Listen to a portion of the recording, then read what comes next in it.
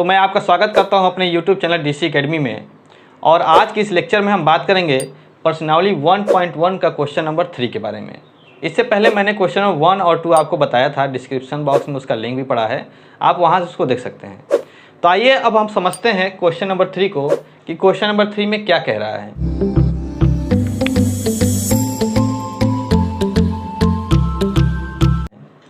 तो इस question number 3 में क्या है कि एक परेड है, किसी परेड में, यानी कि एक परेड होना है और उस परेड में 616 सदस्यों वाली एक सेना की टुकड़ी को 32 सदस्यों वाले एक आर्मी बैंड के पीछे मार्च करनी है।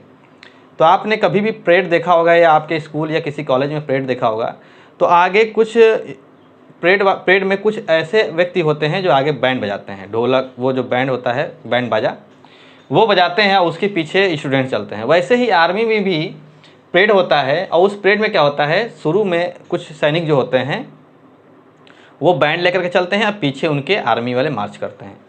तो इसमें भी वही कह रहा है कि 616 सदस्य हैं, यानी कि दो टुकड़ियां हैं यहाँ पर। एक टुकड़ी में 616 सैनिक हैं और एक टुकड़ी है जिसमें 32 बैंड वाले सैनिक हैं।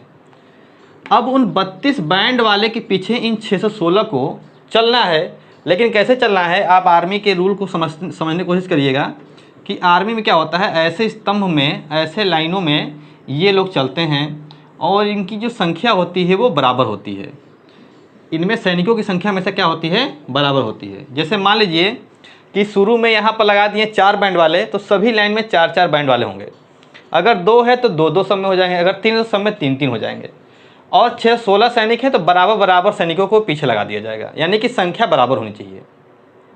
तो उसने कहा भी है कि दोनों समूहों को समान संख्या वाले स्तंभों में मार्च करना है, यानी कि दोनों समूहों को, यानी कि एक समूह ये है, एक समूह ये है, समान संख्या वाले स्तंभों में मार्च करनी है। यानी कि समान, ये मतलब कि जितने स्तंभ में ये खड़े होंगे उतने ही स्तंभ में ये खड़े होंगे, यानी कि जितनी लाइनों में ये खड़े रहेंगे उतनी लाइनों में ये खड़े होंगे। ये नहीं कि 4 लाइनों में 32 खड़े हो गए, बाकी सब ये लोग भर गए हैं और लाइन अपनी अलग अलग लगा करके, ऐसा नहीं है।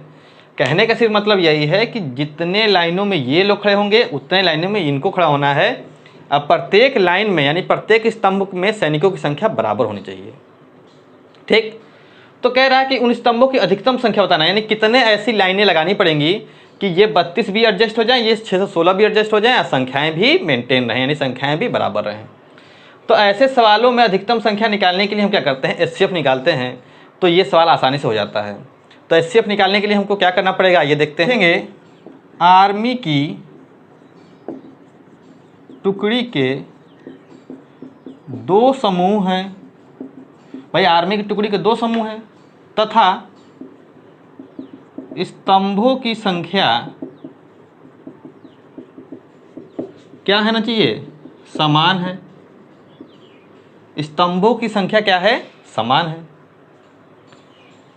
तो पहली जो टुकड़ी है, पहली टुकड़ी में जवानों की संख्या या हम सैनिकों की संख्या लिख सकते हैं, कितनी है, 616।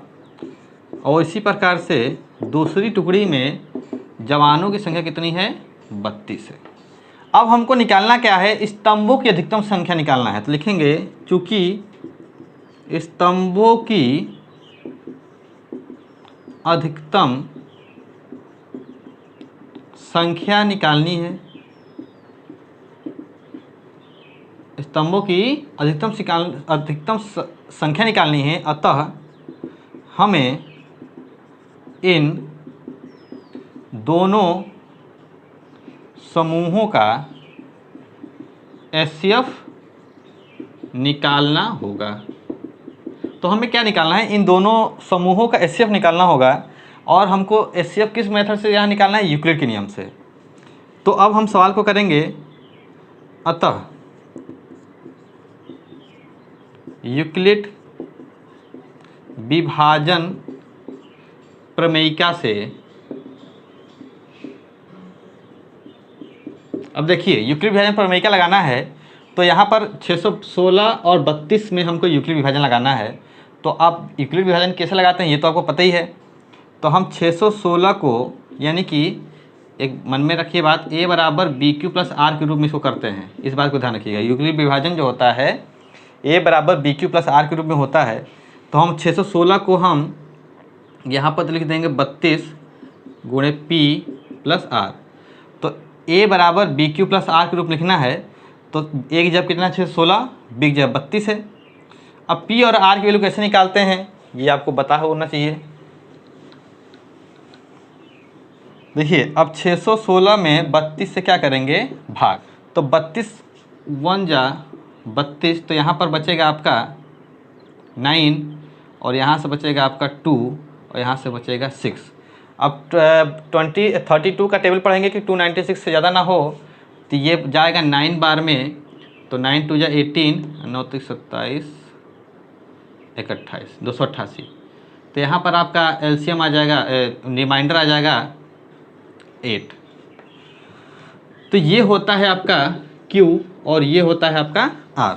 तो यहाँ पर P की जब कितना आया 19 और R की जब कितना आया है 8 आया है। तो लिखेंगे चूँकि 8 डज नॉट इक्वल टू 0, यानी कि जो रिमाइंडर है वो 0 नहीं है, अतः एक बार फिर यूक्लिड के नियम लगाने पर, यूक्लिड विभाजन के नियम दोहराने पर, एक बार फिर से यूक्लिड विभाजन दोहराने पर, तो फिर से यूक्लिड विभाजन दोहराएंगे। तो अब क्या करते हैं हम 32 और 8 को लेकर चलते हैं। 32 को A मानते हैं और 8 को क्या मानते हैं, B मानते हैं। तो 32 को क्या लिखेंगे 8 P प्लस R। तो यहाँ पर हमको P और R की वैल्यू फिर निकालनी पड़ेगी। तो अब हम क्या करेंगे 8 को 32 से भाग करेंगे तो 8 4 जा 32, तो रिमाइंडर क्या आ जाएगा आपका 0 और क्वोशेंट आएगा 4। तो यहाँ पर R की वैल्यू रखेंगे हम 4 और R की वैल्यू क्या होगी 0। तो लिखेंगे अतः R इक्वल टू 0। अब R इक्वल टू, चूँकि R इक्वल टू क्या गया, चूँकि R इक्वल टू 0। अब जब R 0 आ गया तो भाजक जिससे 0 आया है वो क्या है 8 है। अतः 616 और 32 का HCF जो है वो कितना है 8 है। तो यही जो 8 निकला यही हो जाएगा आपका आंसर, यानी कि जो स्तंभ लगेगा, यानी जो लाइन खड़ी होंगी, जो लाइनें लगेंगी वो 8 होंगी, जिसमें 32 ये होंगे, 616 ये होंगे। तो आप कह सकते हैं कि बैंड पार्टी वाले 8-8 लोग होंगे, सॉरी 4-4 लोग होंगे, यानी कि जो लाइन लगेगी ऐसे 1 2 3 4 5 6 7 8 लाइन लगेंगी। इसमें 4 और 4, ये 4-4 कौन होंगे, ये बैंड पार्टी वाले होंगे। अब बाकी 616 को 8 भागों में बांट दीजिएगा, वो इसके पीछे पीछे खड़े हो जाएंगे। तो इस प्रकार से हमारे ये 616 सैनिक भी एडजस्ट हो जाएंगे और ये 32 बैंड पार्टी वाले भी एडजस्ट हो जाएंगे। हमारा जो है स्तंभों की अधिकतम संख्या कितनी होगी 8, जिसमें ये दोनों लोग लग करके खड़े हो जाएंगे और उनके पीछे मार्च करेंगे। तो इस सवाल में करना क्या था, अधिकतम संख्या निकालना था, इसलिए हमको HCF निकालना था और हमने HCF ही निकाला है। तो ये सवाल समझ में आया। तो आइए देखते हैं अगले क्वेश्चन को। तो आइए स्टूडेंट्स, अब हम क्वेश्चन नंबर 4 को देखते हैं। क्वेश्चन नंबर 4 में कह रहा है कि यूक्लिड विभाजन प्रमेय का प्रयोग करके दर्शाइए कि किसी धनात्मक पूर्णांक का वर्ग। अब धनात्मक पूर्णांक क्या होता है, 0 से लेकर के 1 2 3 4 5 जो संख्याएं होती हैं वो धनात्मक पूर्णांक कहलाती हैं। उस धनात्मक पूर्णांक का वर्ग किसी पूर्णांक m के लिए 3m या 3m+1 के रूप का होता है। तो हम संकेत में चूंकि दिया था कि x को मान लेना है, तो हमने पहले से लिख रखा है, माना x कोई धनात्मक पूर्णांक है, x कोई धनात्मक पूर्णांक है, तो हम इसको 3q या 3q+1 के रूप में लिख सकते हैं। देखिए होता क्या है कि यूक्लिड का जो नियम पढ़ा था आपने वो था a बराबर BQ प्लस R, जहाँ पर R की वैल्यू यहाँ पर चूँकि धनात्मक पूर्णांक कह रहा है तो 0 से लेकर के 1 2 3 4 होगा। जब हम यहाँ 0 रखेंगे तो BQ आएगा और जब 1 रखेंगे तो BQ+1 आएगा। तो ये जो दिख रहा है आपको 3q या 3q+1, हम यूक्लिड के नियम से ही इसको रखे हैं, 3q या 3q+1 के रूप में लिखा जा सकता है। जो सिद्ध करना है वो ये सिद्ध करना है कि x का वर्ग, यानी कि जो संख्या पूर्णांक धनात्मक पूर्णांक है उसका जो वर्ग होगा x² को 3m या 3m+1 के रूप में लिखा जा सकता है। ठीक, यानी कि हम x² को 3m या 3m+1 के रूप में लिख सकते हैं। तो पहले हमारा क्या था, x कोई धनात्मक पूर्णांक है तो हम इसको 3q या 3q प्लस 1 के रूप में लिख सकते हैं।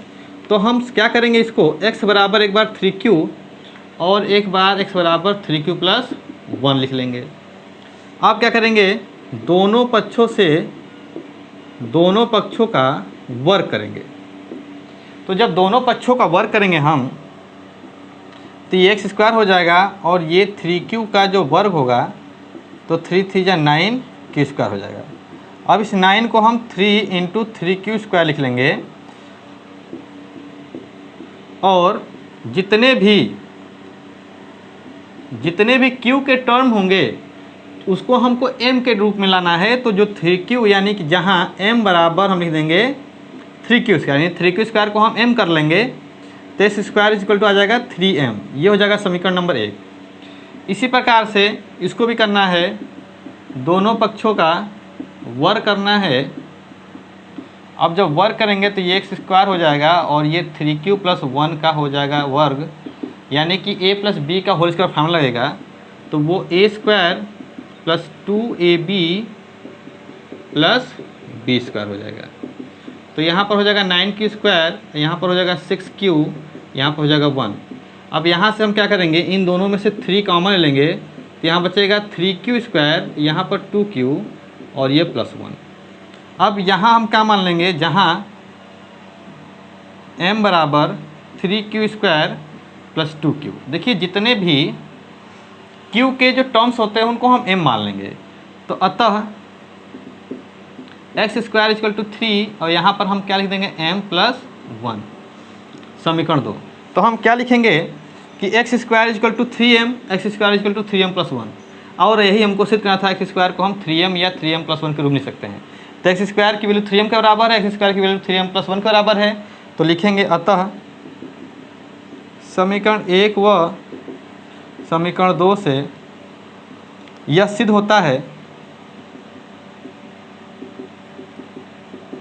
कि x स्क्वायर को 3m या 3m प्लस 1 के रूप में लिखा जा सकता है।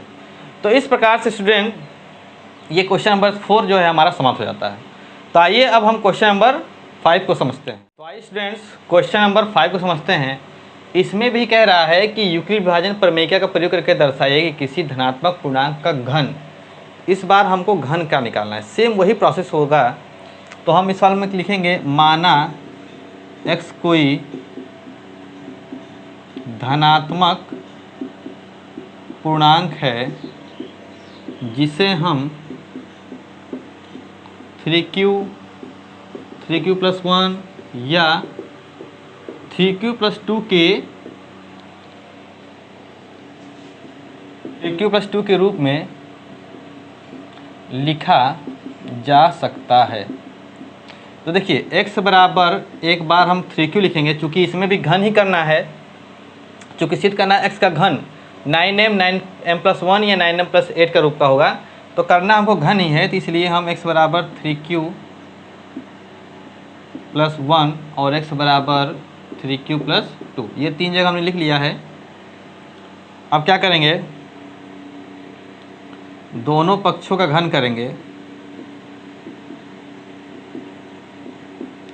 घन करने पर x की पावर 3 और 3q की पावर 3, ये हो जाएगा आपका 3 3 9 3 27 cube.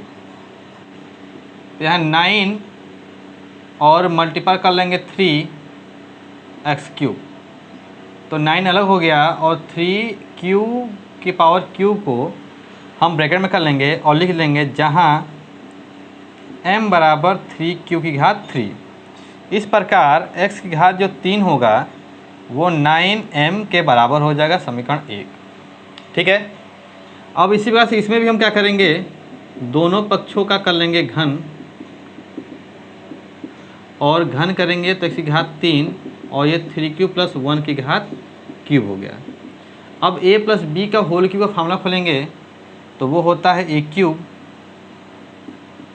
Plus B cube plus 3 AB गुणे A प्लस B। तो ये फार्मूला हमने लगाया है, तो यहाँ पर हो जाएगा 27 क्यूब की घात 3 प्लस 1, और ये हो जाएगा आपका 3 3 जा 9 क्यूब, और ब्रैकेट में 3 क्यूब प्लस 1 हो जाएगा। तो यहाँ पर 27 क्यूब की घात फिर 1 फिर 3 जा 27 क्यू स्क्वायर फिर 9 1 जा 9 क्यू। अब देखिए इन जितने भी इस 1 को हम कर लेंगे पीछे, और यहाँ से जितने ये चीज़ दिख रहे हैं इसमें आपको कॉमन लेना होगा। अब जब सवाल सिद्ध करना उसमें देखिए 9 में से हम 9 कॉमन लेंगे तो बचेगा 9 3 यानी कि 3 क्यू, और यहाँ बचेगा 3 क्यू स्क्वायर, यहाँ बचेगा केवल क्यू प्लस 1। अब यहाँ पर जितने क्यू वाले टर्म है उसको हम मान लेंगे m, तो लिखेंगे जहाँ m बराबर 3 क्यू की घात 3 3 क्यू की घात 2 प्लस क्यू। तो हमारा फाइनली x की घात जो 3 निकलेगा वो हो जाएगा 9m प्लस 1। ये हो जाएगा समीकरण 2। ठीक है, अब कैलकुलेशन को ज़रा ध्यान समझ लीजिएगा, यहाँ पर बार बार रिवाइंड करके इस वीडियो को समझ लीजिएगा। ए प्लस बी का होल क्यूब का फार्मूला होता है A cube plus B cube plus 3ab bracket में a प्लस बी। अब इसी प्रकार से यहाँ पर भी दोनों पक्षों का करते हैं हम घन करने पर, तो यहाँ पर x की घात 3 और यहाँ पर 3q प्लस 2 की घात 3। तो इसी प्रकार से इसको भी हम खोल देंगे a प्लस बी का होल क्यूब।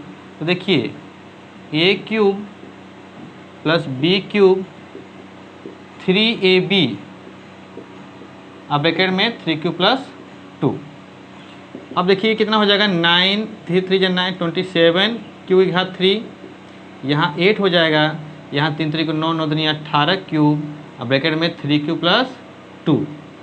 अब ये 27 क्यू की घात 3 ये 8 प्लस 18 तियाँ 54 क्यू स्क्वायर 18 दूना 36 क्यू, और इस प्लस 8 को हम कर लेंगे लास्ट में। अब यहाँ से आपको कॉमन मिल जाएगा, 9 लेना है कॉमन आपको, तो यहाँ बचेगा 3 क्यू की घात 3, यहाँ पर 9 कॉमन लेंगे आप तो कितना बचेगा 6 क्यू स्क्वायर, यहाँ से 9 कॉमन लेंगे तो 4 क्यू बचेगा प्लस का 8। अब फिर से लिख देंगे जहाँ m बराबर 3 क्यू की घात 3 6 क्यू स्क्वायर और 4 क्यू, और हमारा हो जाएगा एक्स क्यू की वैल्यू 9m प्लस 8, यानी यहाँ पर हम लेंगे m। तो ये हो गया समीकरण 3। तो हम लिखेंगे समीकरण 1 समीकरण 2 और समीकरण 3 से यह सिद्ध होता है कि x की घात 3 को यानी कि किसी भी धनात्मक पूर्णांक का घन 9m या 9m प्लस 1 या 9m प्लस 8 के रूप में लिखा जाता है सिद्ध। तो लिखेंगे समीकरण 1 2 व 3 से यह सिद्ध होता है कि किसी धनात्मक पूर्णांक x किसी धनात्मक पूर्णांक x का घन 9m प्लस 1 या 9m प्लस 8 होता है। तो इस प्रकार से NCERT के बेस पे प्रश्नावली 1.1 का हो जाता है समापन। अब अपने नेक्स्ट लेक्चर में हम बात करेंगे प्रश्नावली 1.2 के बारे में। अगर मेरी वीडियो आपको अच्छी लग रही है तो आप ज़रूर लाइक करें, अगर नए हैं तो सब्सक्राइब करें और अपने दोस्तों को शेयर करें। Thanks for watching.